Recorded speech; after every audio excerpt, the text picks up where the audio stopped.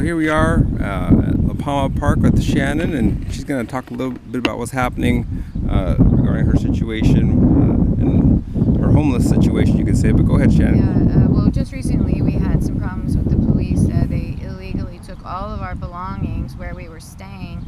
There was no notice put on our belongings or anything like that. They just took everything.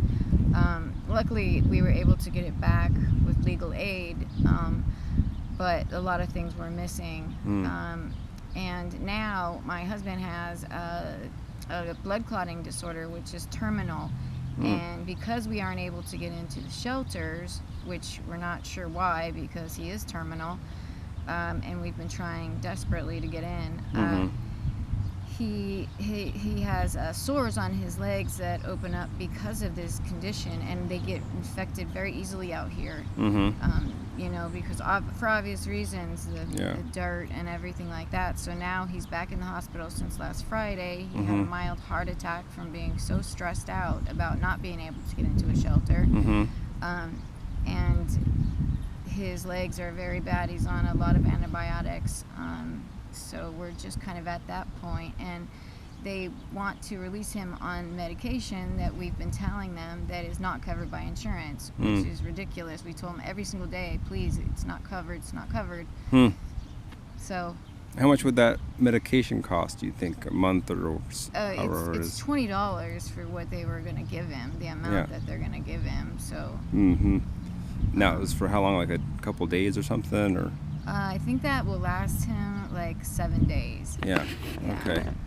Yeah, that's not cheap, that's for sure. No, but I mean, they should do something that's covered. They know what's covered, you know, so why do they not do that? You know, they know our situation, but you know, it's UCI, it's a great hospital. I'm not like complaining. I'm not saying they're doing anything wrong, but the main thing is not being able to get into a shelter, because that would have protected his legs. He could shower every day, you know, and his health would be much better. He'd be able to sleep at night. You know, sleeping on the street is very difficult. You don't get much sleep at all. Oh, it's rough. You know, and it hurts your hips. And, I've been there. Yeah, it's terrible. I was over 10 years on the streets as part of my ministry, so I know firsthand it's not pleasant a lot of times. It's very difficult. And the police harassment is just, you know, adding to it. We aren't even sure why they're harassing us, because we've been working with the homeless liaison officer. You know, and he even checked with that to verify that we were, and he told him that we were, and he still came back the next day and took all our belongings. So that's just total harassment. Do you remember the officer's name? That took our stuff? Bynum. Okay. And now,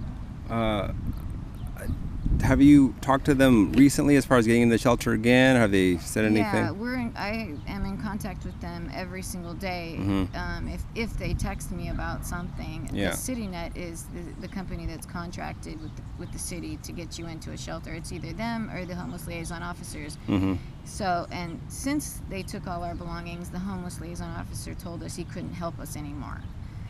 Wow. Yeah, and I assume because, you know, that police officer took our stuff illegally, and that doesn't look very good.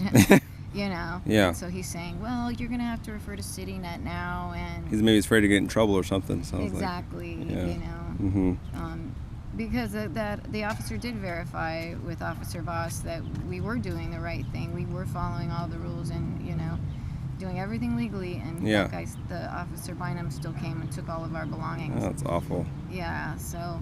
They didn't give a tag, like a 24-hour notice or nothing? No, and that's the thing. That's what's illegal about it. I even saw them when they were driving off, and I begged them, you know, please don't, because our medication is in there and everything. You know? So. Now. And that's what we didn't get back, is our medication. And how long did you leave your property for before they took it? Oh, I was gone for maybe 10-15 minutes. Oh my goodness. And where was this at? Over on Raleigh Street at the end of Manzanita Park. Okay. And it's definitely not a zone that is the park or private property. It's we know that it's legal property to stay on, because we've checked, you know, to make sure that we weren't doing anything wrong. So, and they're not giving you access to shelter right now, correct? No, we can't get into a shelter. And why did they exit you? My husband had an aneurysm on his frontal lobe, and he went crazy. And I kept telling the people there, look, this isn't his behavior. I need help. I need help. Somebody help me. They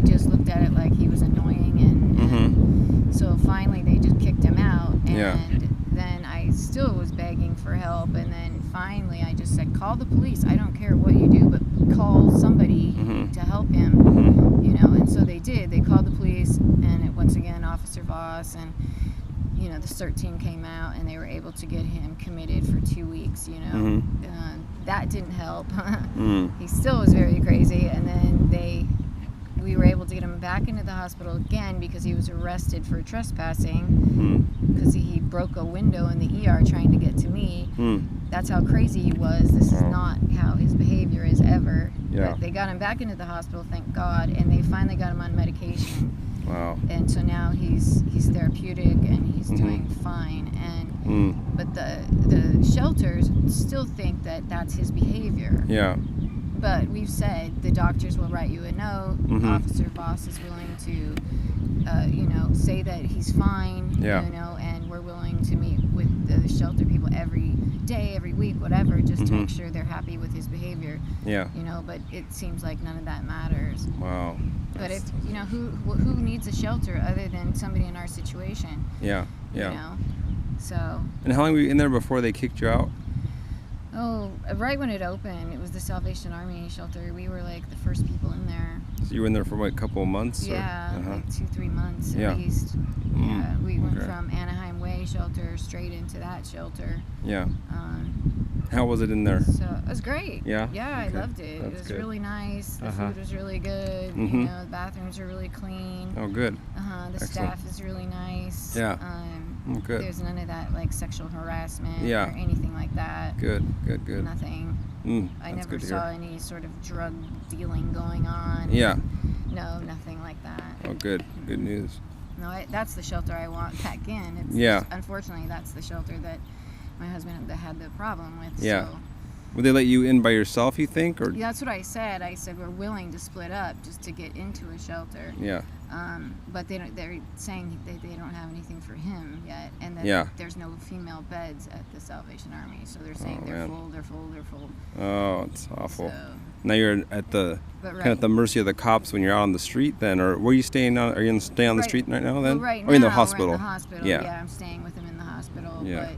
But once we get out, it will be on the mercy of the streets. Like he said. But we also have a chance to get into what's called a recuperative care hotel, which Illumination Foundation has, and hopefully we can get in there. Okay. We're trying to get in there, and the hospital social workers trying to talk to them as well. Okay.